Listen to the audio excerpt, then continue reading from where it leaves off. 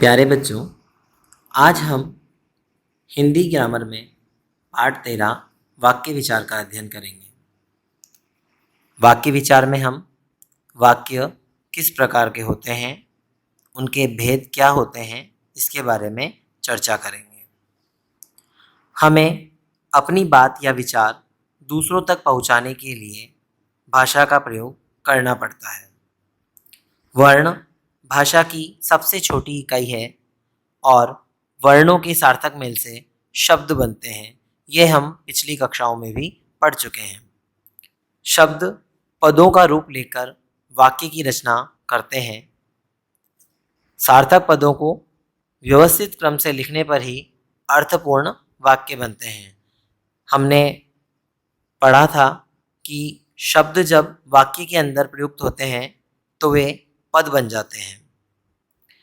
उन्हीं पदों के व्यवस्थित क्रम को हम वाक्य कहते हैं।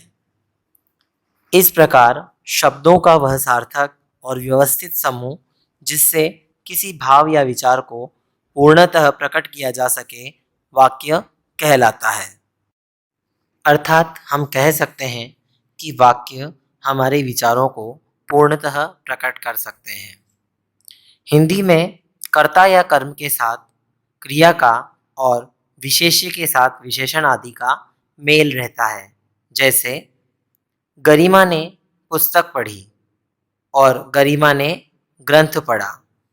इन दोनों वाक्यों में देखिए कि गरिमा ने पुस्तक, पुस्तक शब्द जो है स्त्रीलिंग है, तो उस स्त्रीलिंग शब्द के साथ पढ़ी शब्द आया है।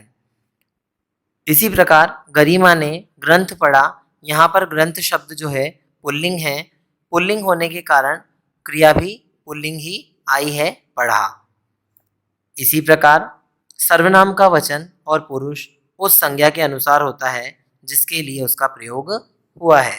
अर्थात सर्वनाम भी उसी अनुरूप कार्य करता है जो संज्ञा होती है। जैसे अगर संज्ञा स्त्रीलिंग है तो सर्वनाम भी स्त्रीलिंग होगा और संज्ञा पुल्लिंग है तो सर्वनाम भी पुल्लिंग होगा।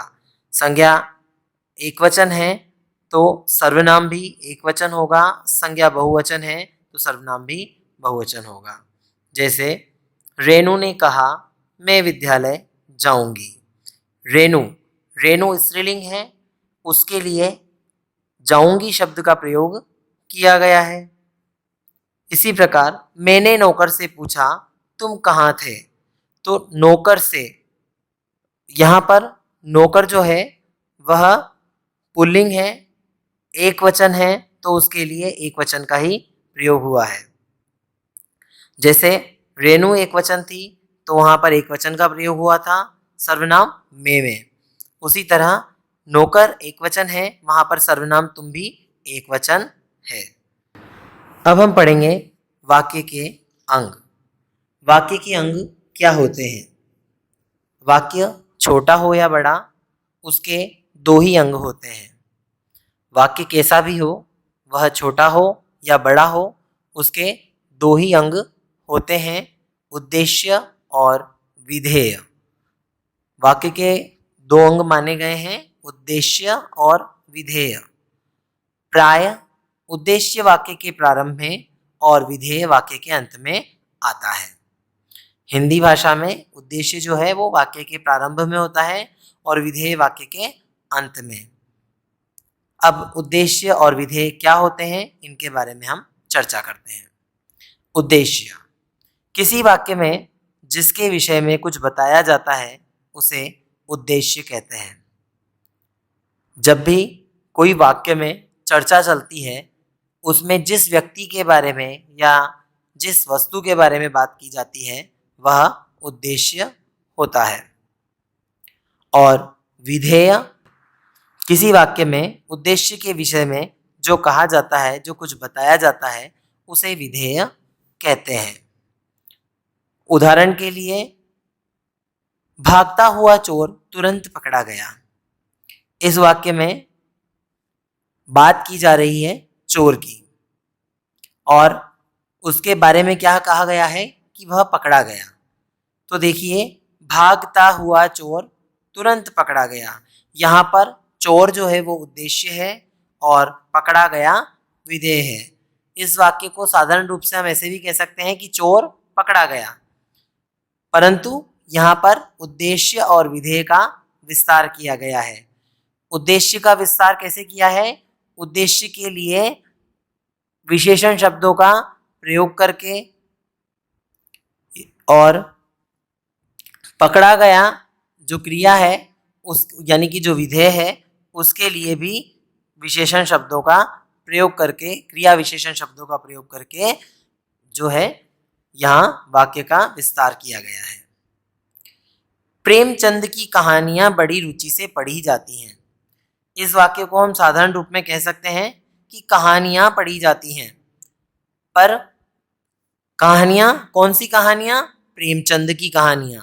और कैसे पढ़ी जाती हैं? बड़ी रुचि से पढ़ी जाती हैं। तो यहाँ पर भी कहानियां उद्देश्य है और पढ़ी जाती है विधेय है। वह बेचारा क्या कर सकता था? यहाँ वह उद्देश्य है, उसके लिए क्या विशेषण आया है? बेचारा। पर उद्देश्य वह है। उद्देश्य हम कर्ता को भी कह सकते हैं। और कर सकता था, यहाँ पर क्या शब्द जोड़कर इसे स्पष्ट किया गया। अतः वह उद्देश्य है, कर सकता था विधेय है। इस प्रकार हम देखते हैं कि वाक्य में, सबसे छोटे वाक्य में भी उद्देश्य और विधेय दोनों होते हैं और बड़े से बड़े वाक्यों में भी उद्देश्य और विधेय का विस्तार होता है। उद्देश्य और विधेय दोनों में होते हैं पर उनका विस्तार किया जाता है। उद्देश्य के लिए कुछ कहकर उद्देश्य का विस्तार किया जाता है, विधेय के लिए उससे संबंधित शब्द जोड़कर विधेय का विस्तार किया जाता है। अब हम पढ़ेंगे वाक्य के भेद। अभी हमने पढ़ा था वाक्य के दो अंग होते हैं, उद्देश्य और विधेय। अब हम पढ़ेंगे वाक्य के भेद।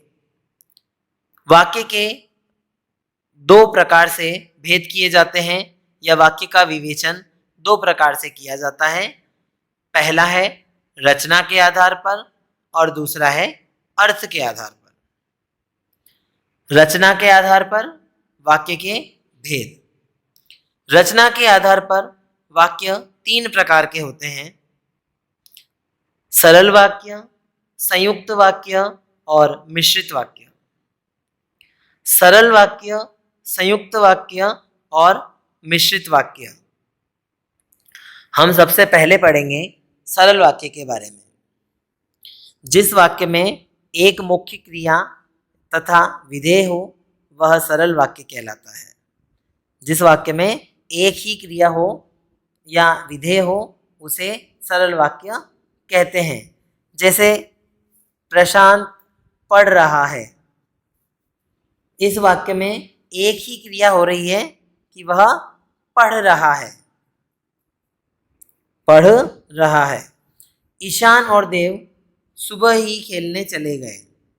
खेलने चले गए, इस वाक्य में भी एक ही मुख्य क्रिया है, खेलना। तो ये दोनों वाक्यों में पढ़ रहा है और खेलने चले गए दोनों ही क्या है? सरल वाक्य के उदाहरण हैं। इसी प्रकार जहाँ दो या दो से अधिक स्वतंत्र उपवाक्य किसी समानाधिकरण, समुच्चय बोधक और, तथा, परंतु, किंतु, लेकिन, अथवा या आदि से जुड़े हों वह वाक्य संयुक्त वाक्य कहलाता है। जैसे अर्चित स्कूल जाता है और मन लगाकर पढ़ता है। यहाँ देखो इस वाक्य में दो क्रियाएं हैं, एक तो है स्कूल जाता है और दूसरी है मन लगाकर पढ़ता है। पढ़ता है और जाता है, ये दो क्रियाएं हैं। इन दोनों क्रियाओं को समानाधिकरण समुच्चय बोधक द्वारा जोड़ा गया है और शब्द लगाकर इसको जोड़ दिया गया है। वह चला गया परंतु रास्ते से लौट आया। पहली क्रिया क्या हुई? चला गया, और दूसरी क्रिया हुई लौट आया।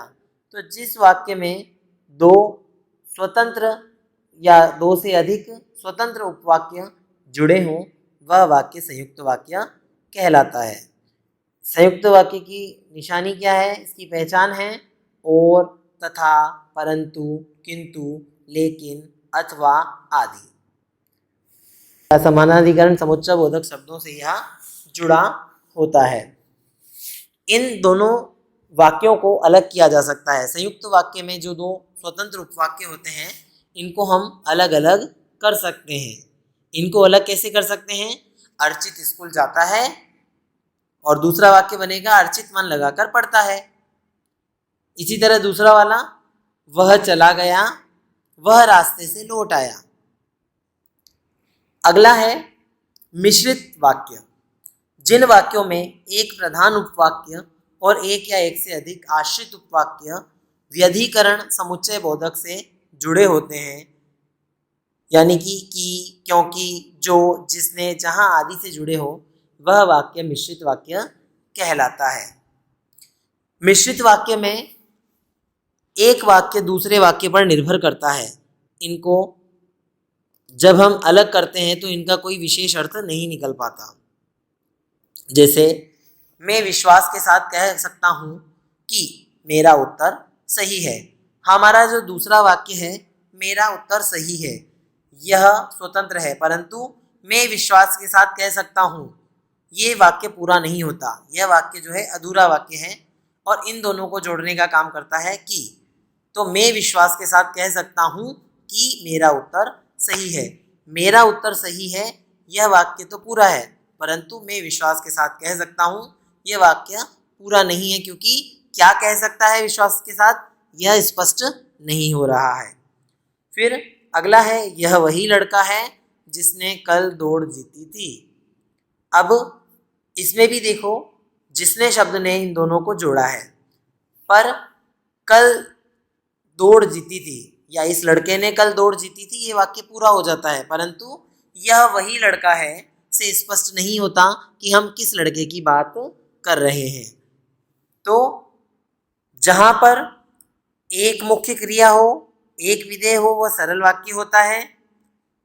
जहां पर दो या दो से अधिक सरल वाक्य किसी समानाधिकरण समुच्चय बोधक से जुड़ते हैं, वहां संयुक्त वाक्य होता है। और जहां एक प्रधान उपवाक्य या एक से अधिक आश्रित उपवाक्य व्याधिकरण समुच्चय बोधक से जुड़ते हैं, वहां मिश्रित वाक्य कहलाता है। आश्रित उपवाक्य का अर्थ होता है कि निर्भर, दूसरे पर आश्रित, डिपेंडेंट। आज हम इतना ही पढ़ेंगे। अर्थ के आधार पर वाक्य के भेद हम अगले वीडियो में जानेंगे। धन्यवाद।